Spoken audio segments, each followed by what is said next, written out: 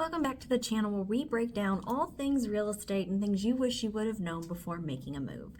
I'm Megan Thomas, your local real estate professional here in Southern Indiana, and today we're going to talk about your options for inspections once you are under contract.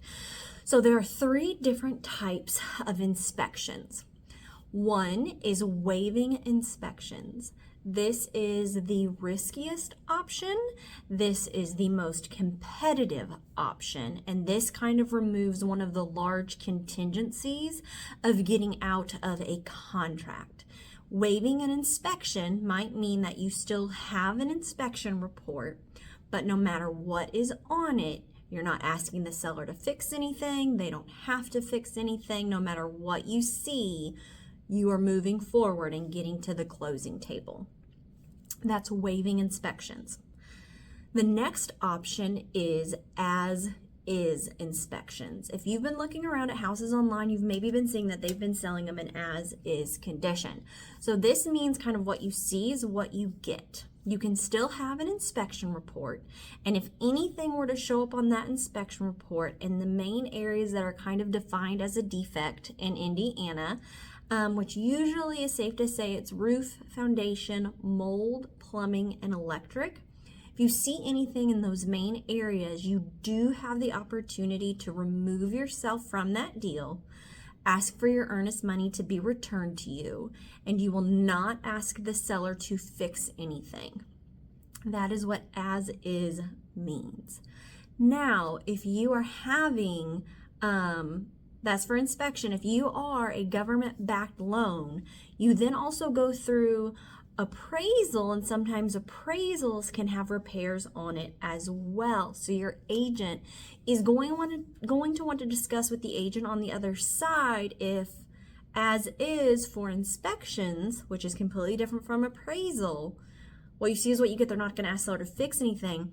But if it's sold as is, does that also mean the seller is not going to make any repairs that come up on appraisal? Because appraisal is for lender, and that has to be repaired before you can move forward with financing and closing. So even though inspection and appraisal are two very different things, selling as is could affect both, okay? The third option for inspections is reserving the right to have inspections. You go through inspections, you get the report, you review the report, and then you come up with a list of things that you would like the seller to repair, again, kind of staying in those five main areas defined as a defect, which again usually include things like roof, foundation, mold, plumbing, and electric.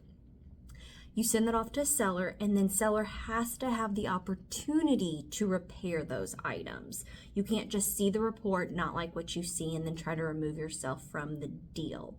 So reserving the right is both sides have a say in negotiation. Buyer gets the report, asks for repairs, seller gets to see what that list is and can contribute to making those repairs. As is means one side really gets to make the decision, and that's usually buyer. They can see the report. If they are okay with what they see, they move forward. They're not going to ask seller to fix anything. If they don't like what they see, they can remove themselves from the deal.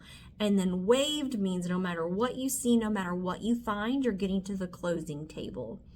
This could be best for buyers because it could help them win a competitive situation. Again, it's the riskiest.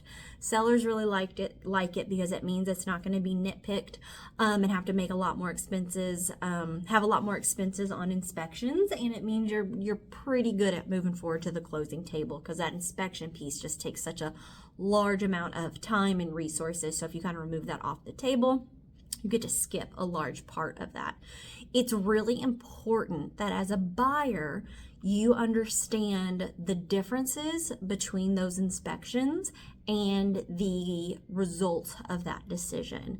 And as a seller, it's really good to know what your responsibility is in all of those situations. So Your agent, your real estate professional, helps guide you through this process to be aware of it. They can send you referrals for inspections and all of those things. But everyone gets really, really scared around inspections, and it doesn't have to be scary. So if you are needing help navigating anything in the real estate market, I am here to help. Please make sure to like and subscribe so you can get more real estate tips and things you wish you would have known, someone would have told you before making a move, and I will see you around the tri-state.